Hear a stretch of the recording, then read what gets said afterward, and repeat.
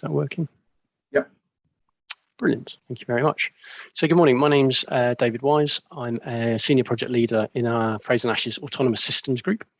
I have around about 20 years worth of formal and informal leadership experience from taking part in expeditions. I spent 10 years as an army officer on operations and in the UK, and now as a group leader and project leader within Fraser Nash as well. So I'd like to talk to you today around trust in project teams. At this conference, we're talking about the project team of the future, but actually the project team of the future, if it needs more trust, we need to start building trust now. So this is just as much about what we can start now, so that when we need that trust of our team and when they trust us, we have that, because it's going to take some time to build up. There is this sense that projects in general are picking up in pace. They are becoming perhaps more complex. There are more requirements to fulfill. There are more regulations to comply with and to meet. And we may have an increasing stakeholder audience that we also have to work with. And the sense then is that there's more to do or less time to do it. And there's a real risk there that we can overburden the project manager. They try and control everything. And it just basically gets too much, even for the most capable people. And that risks overwhelming and burning them out, which obviously isn't a sustainable thing for the individual or for the organization. So what we can do about that is that we should allow members of our project teams to take more of the decisions themselves in an appropriate way. Why should we do this? Well, because they are the people who are often closest to the situation. They understand what's going on. They may be working with a customer day in, day out and really know what's going on. And as long as they have an appropriate level of information about the big picture, then actually we should trust them to make good decisions. And that's great for the individual, because it makes them feel more bought in, it makes them feel trusted, it gives them greater job satisfaction and a sense of ownership. And so rather than having one central figure who is the kind of controlling the project, you actually have the entire project team thinking and deciding, and that's an incredible capability to be able to bring for the benefit of the project. However, this does need to be tempered, and that is the right level of governance and oversight, so that we don't end up in a situation where we've, if you like, placed too much trust in somebody. The project is getting away from them. It could be that the project is now running them rather than the other way around. And so there's a balance to be struck, particularly in regulated industries, such as some of the ones that Fraser Nash work, such as nuclear or aviation, where there's a real safety imperative. And so we've got to balance that trust with the right level of oversight and governance. But if we get that right, to allow people to make their own decisions will or should actually reduce that governance burden. It means that those involved, so governance starting with the project manager, and then also through the sponsor or the project director, that effort, that burden reduces, and they can spend their time focusing on the things that really matter, because they can trust the team to be doing the right things in the right way. There's a light touch verification, and actually they can really spend their time on things that really matter. One of the terms that I learned in the army is you have a centralized plan, but you have decentralized execution. And that might be kind of the sort of model that people maybe want to think about here. But to do this, to be effective, to be able to have this decentralized decision making, decentralized execution, there has to be a solid foundation of trust. First of all, between the project director or the project sponsor and the project manager, and then cascading down from the project manager to the project team themselves. In Fraser Nash, I would describe ourselves as being a naturally high trust organization. We give a lot of responsibility to quite junior people, really, from an early stage, but then we provide the necessary support from the more experienced people from the project steering group around them. And it's really important that we do that, because the variety of our projects, every single one is different, every customer is different, they have different requirements, different ways that they want to work with us. So we can't have a single controlling one way of doing things. But at the same time, we need perhaps a high degree of assurance, both to make sure that the quality of our work is up to expectations, but also particularly when it's anything safety critical, that we can assure our work to say this is appropriate for what it's going to be used for. But I think on the whole, we do get that balance right. It's a fine balance, and it requires effort, but we do get it right. And as a result, I think we thrive as a business and as a company to work for. So my presentation today is aimed at provoking thought. So for you to think and reflect on how trust works in practice and what you can do within your role in your organization. This is purely based on my own experience. It's clearly heavily biased and it's imperfect. And it's also based on some of the widely published literature and research in the area of trust within organizations. So why do projects seem to be going faster? Well, we all lead busy lives. There's this sense that we are more connected through our phones at home, but then very much the same technology, the same things happen at work as well. So we perhaps get this sense that there are more things to know about because we've got more sources of information, and these things are then happening more quickly. They compete for our attention and they can provide a stimulus to want to respond to everything. So this idea of busyness may be coming from there is more going on. It could be that there's more going on for the same amount of time. And so there's just this increasing sense of pressure on our time, a fixed number of hours in the day, and that everything's just happening all at the same time, and we have less time to respond. And what this can do is this can sometimes prompt individuals and organizations to try and do as many things as possible in the time available. And you've really got this sense of pace and busyness. That said, there is sometimes a natural pace to the work that an organization does. It's the speed at which they operate. It could be that by working at pace, you are providing your company with a competitive advantage to be the first to market or to be able to respond to an incident or something going on, an initiative. Or there could be customers' expectations that we are expected to operate at that speed because that's what they're buying as a service if we're a customer-facing organization. And so in order to do that, we need a culture and ways of working where we can support project managers and we can filter out the urgent from the important because they're not always the same.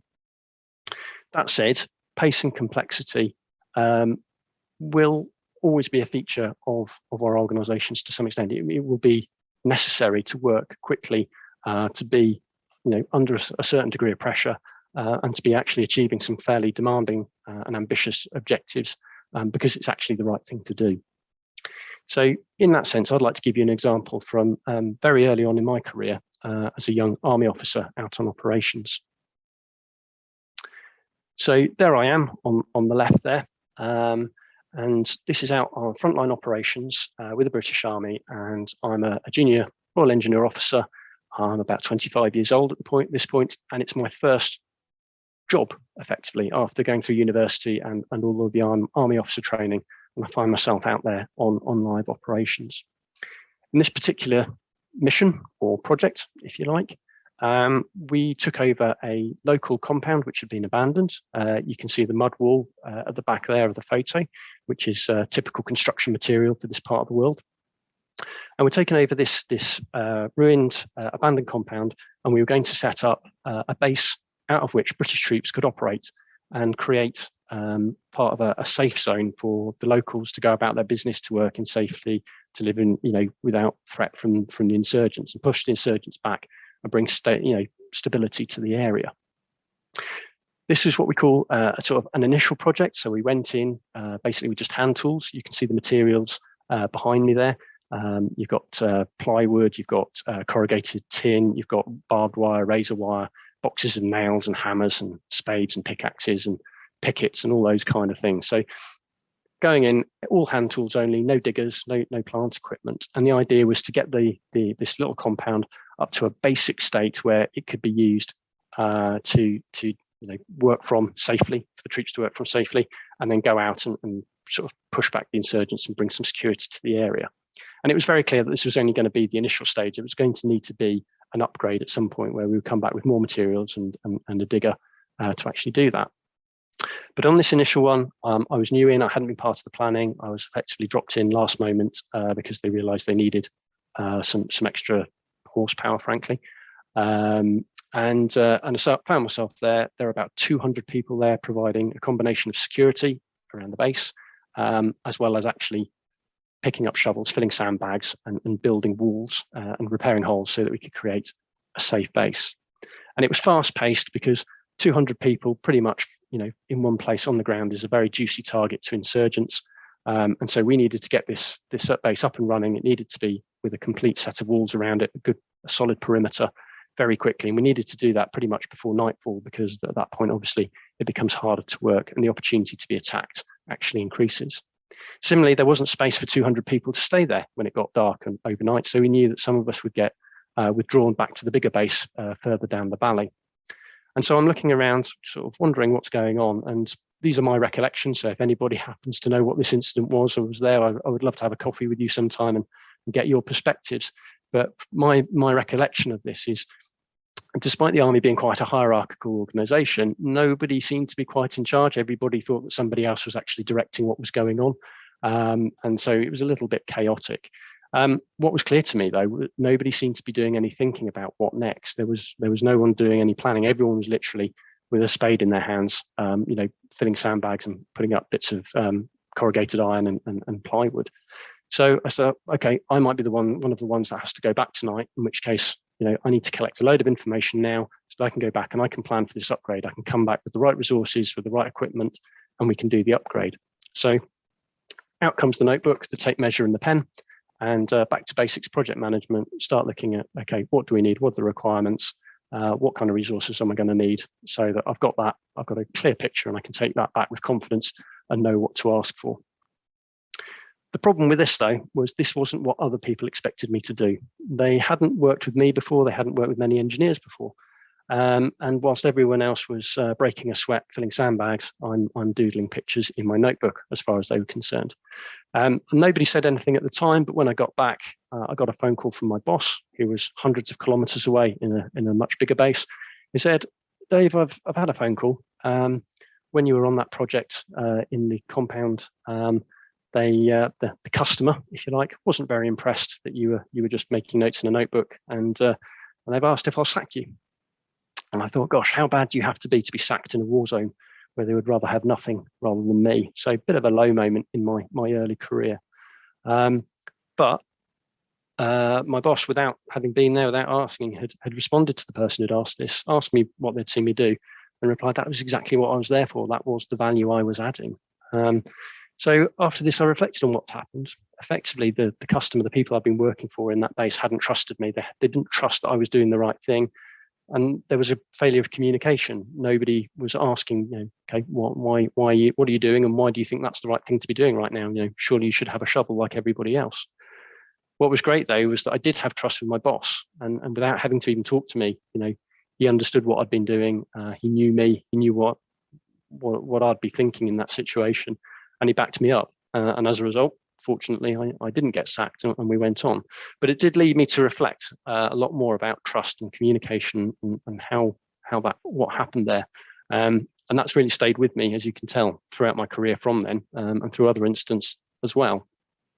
So what can I learn from that? What is this? Well, first of all, what is trust to begin with? It is fundamentally a belief that somebody will meet your expectations. Now, in some instances, you can talk and agree what those expectations are. In other times, you don't know what, you don't communicate what your expectations are. You simply have to know whether, in a given situation, somebody will behave and act in the way that you hope that they will. Trust is the foundation of all relationships. Okay, whether that's with our colleagues, with our project teams, our bosses, with our own partners. Okay, so without trust, it's very hard to function in a productive, efficient way, because we basically have to do a lot more checking. This is where a lack of trust leads to a lot more governance, and therefore, by interpretation, more trust leads to less governance and less burden. But we can't assume that we have people's trust simply because we haven't done anything to breach it. Okay, building trust, earning trust is far more a proactive activity than just assuming, well, I haven't done anything wrong, so therefore I must be trusted, because that's not true. There's an old Dutch saying, and that is, trust arrives on foot and leaves on horseback. Trust arrives on foot and leaves on horseback.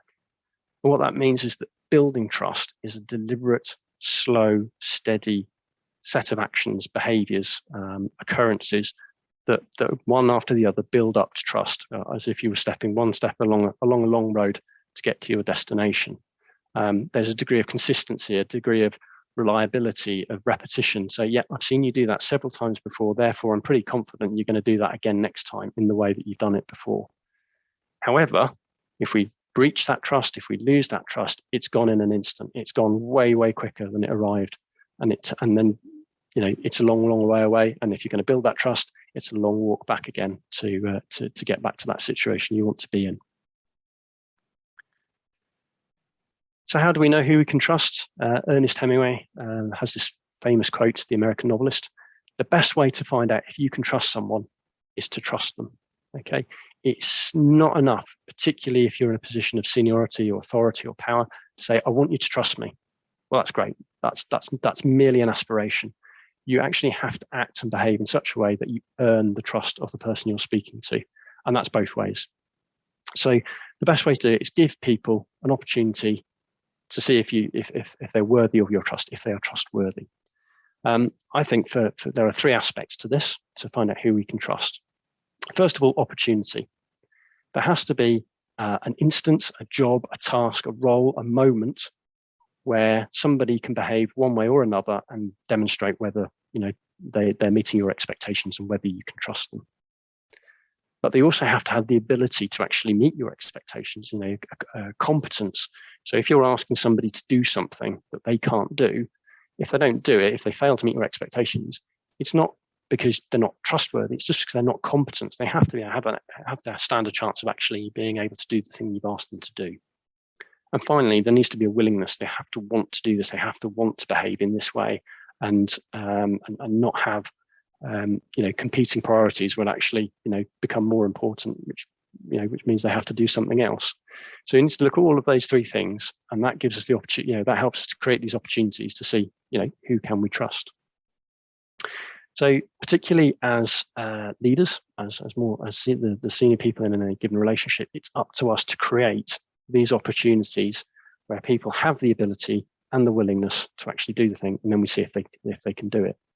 But actually, it's just as important that juniors are looking to the more seniors to say, can I trust you? They may perhaps can't manufacture these opportunities in quite the same way, but they will be looking, what's the opportunity to see if the senior person does the thing that I want them to do? But this isn't a complete, trust isn't an absolute, it's not binary. There's a saying from the army that we have, which is, I would trust that man with my life, but not with my wallet and not with my wife. And that's because trust is entirely subjective and it's very much situation dependent.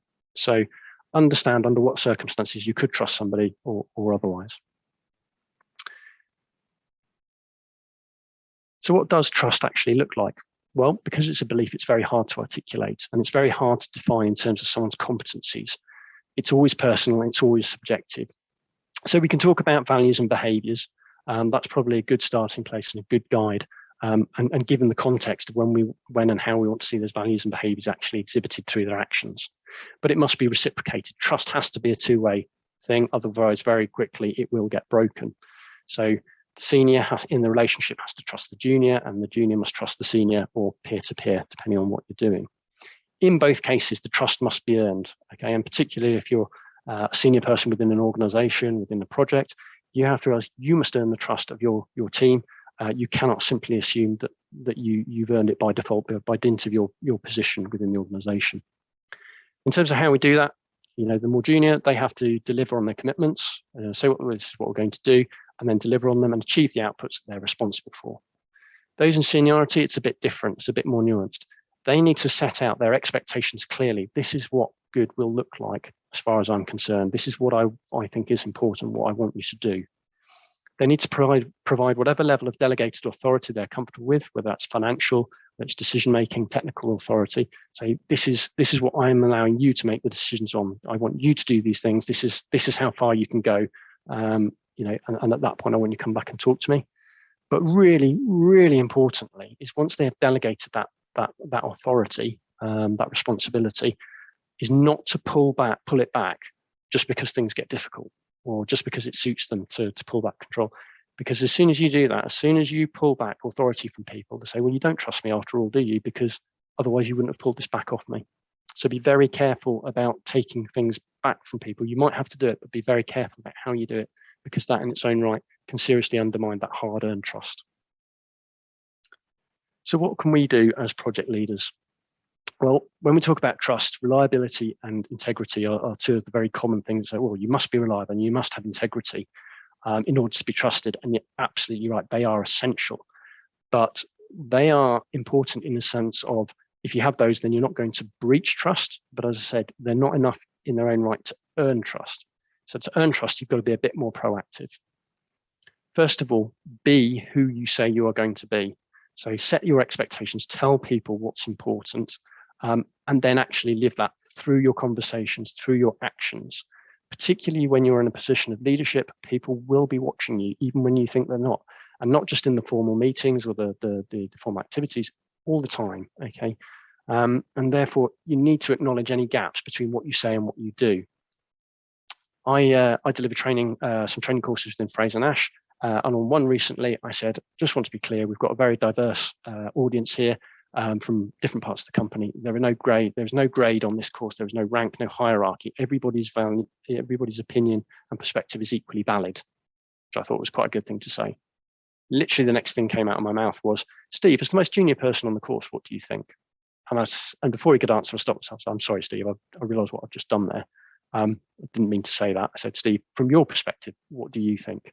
And I had to acknowledge, because everybody knew what I'd just done. I just contradicted myself. And that meant that, right at the beginning of the course, if I behaved like that, then it was going to be difficult to earn the trust for the fairly good discussions we wanted to have for the rest of the course. So be humble. Don't forget that you are human and you do make mistakes, and own up to them. But then treat others' work with dignity. Quite often you hear it's not personal, but, well, actually it probably is personal, because a lot of our work, a lot of what we do as people, a lot of what we come to work with, our work is our embodiment of who we are. It's our representation to our boss of who we are. So treat people's work with dignity, because otherwise you may be undermining the individual behind them. Create really good, meaningful opportunities for others. Don't just give them the jobs you don't want to do, and be a safe place to fail, which is, what does that mean in practice? It means, accept that things have gone wrong. Don't drop your standards, but help them get back on track in the right way. And finally, not finally, but nearly finally, balance transparency with discretion. Understand where your information boundaries lie. Some things, in order to trust, you need to share information quite openly, quite freely, but recognize that sometimes there are things that you shouldn't share, particularly if they're personal or if they're particularly sensitive. But don't share because you don't trust people to share, because it's not appropriate to share these things. And be quite clear on what falls into which category between that you share and that you don't. And offer and invite fair challenge and feedback. If you allow people to give you feedback and advice and criticism constructively, even if they're junior, then they will understand that their opinion matters to you, and you want to hear it, and you're going to do something constructive with it. And finally, be vigilant. As I say, somebody's always watching, even when you don't think they are, and you need to be consistent in everything you do. Don't be one person in one environment, or one person at work and somebody else in your home environment. Be the same person. Be authentic. Be vigilant, and acknowledge your mistakes if you make them. And that finally is one thing not to do, which is to cause a flood in the desert. And if anybody wants to find out about that, I'm going to be on the Fraser Nash stand, virtual stand, after this over lunch. Thank you very much for your time.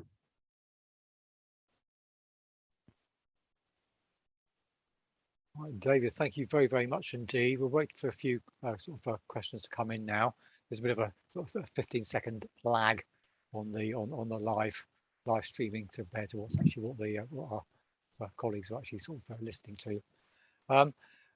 One question I have, we've been having a bit of a theme about yesterday and today about the virtual working, and what do you think the challenges are with building trust in a virtual environment where you're not meeting face to face? I fully get face to face trust building. I understand that completely. How do you actually build trust in a new hybrid working environment we're likely to be ending up into next, going forward for forever, I guess? Absolutely, and I think this is a real big problem that a lot of organisations are wrestling with at the moment, because when you are physically located with people, you pick up all these visual clues, you hear and see things that are not necessarily deliberate, but they give you an idea of what's actually going on. You're picking up things. So, for example, you're seeing how much people have done because you're physically present with them. Even things like, you come in and you realize that I don't know, somebody hasn't shaved who normally shaves, and that's because they've been working so hard. Now, when you're working remote, you don't see all of that. But when you're in the office, you pick up on people's visual cues about how they are as a person. You think, okay, what's going on here? Oh, they're working really hard. All of that disappears when you're working remotely if you're not careful. And that makes it really difficult. So there's some really, really good advice out there, particularly Harvard Business Review, I think, is an excellent resource for some of this kind of stuff. But you need to be a lot more deliberate about these things. So you need to be even clearer in your expectations about really what matters, because the tendency can be, we need to do more surveillance. We need to know what your input is to know that you're working hard enough and you're doing the right things. Actually, we need to be much better at evaluating the outputs that are coming and how people are behaving towards one another. And again, because we're interacting through laptop screens and that kind of thing, we lose a lot of our visual cues, we lose our body language. So we need to be a little bit more tolerant of each other about mistakes, about things that can be misread and misunderstood that can break trust, and perhaps be a little bit more gently, constructively, a bit more challenging about why people have said things or behave things, because we may have just completely misunderstood. We're losing all of those communication cues, and therefore we can be a bit too quick to judge. So I would say hybrid working, you probably need to be a little bit more patient and ask a few more questions, before coming to a conclusion on whether what you see is actually what's going on. Thank you very much. We have a question from Sharon. To build gain trust, would it be best to have an informal chat with your PM or team, asking what's required and setting the scene, and generally getting to know them? It's a difficult subject to broach on all levels. Yeah, I think so. I think so while you've got the speed of the project and you've got these fantastic tools which will help us cope with that, the thing is that this is still about people, and people are almost bound by evolution. We're not changing as fast as our projects are. So actually building those relationships, taking those time to get to know somebody, find out what is going on in their life within reason, find out what actually matters to them, is going to be really important for building trust. So having an informal chat in the right kind of way, for the right time, I think is a very useful, very powerful thing to do. When I first became project manager, one of the best pieces of advice somebody said to me is, some of the best project managers are the ones who just go out and talk to their team. There's no agenda, there's no team meeting. They're just, hey, how are you doing? What's going on? And you pick up so many more things like that. So absolutely, that informal interaction is a very, very good idea, I think. Okay, so we have another question. Is really linking it to our previous speaker, actually, about sort of the challenges of neurodiversity. I'm not sure if you've sort of come across this or sort of how to deal with it, but how do you build trust with someone who is very different from you, sort of neurologically? Yeah, so I would say the first thing is recognize that people see the world differently to you. Whatever you think, the way, we can be convinced that our view of things is the right way, otherwise we wouldn't have come up with it. If it was a different way of doing it, I would have thought of something different. That's not obviously the case, because people do see the world differently, particularly if you're neurodiverse. So go back to the old adages. They're a bit cliched, but they're there for a reason. You've got 2 ears, 1 mouth. Listen first, speak second. So if you've got somebody who's different to you, ask them, what do you think? What's your perspective on this? What matters to you? That is actually part of diversity of thought, which is such a powerful thing for organizations. So give them the chance to have that to explain, but ask them in a way that they're comfortable with. The other one is we used to talk about treat people the way you want to be treated, but actually treat people the way they want to be treated. If we do that, then we give people that opportunity to explain themselves, to say what matters, and then you can have a productive conversation from which you can hopefully build trust. Okay, thank you very much, David. I think we'll have to sort of call stumps there.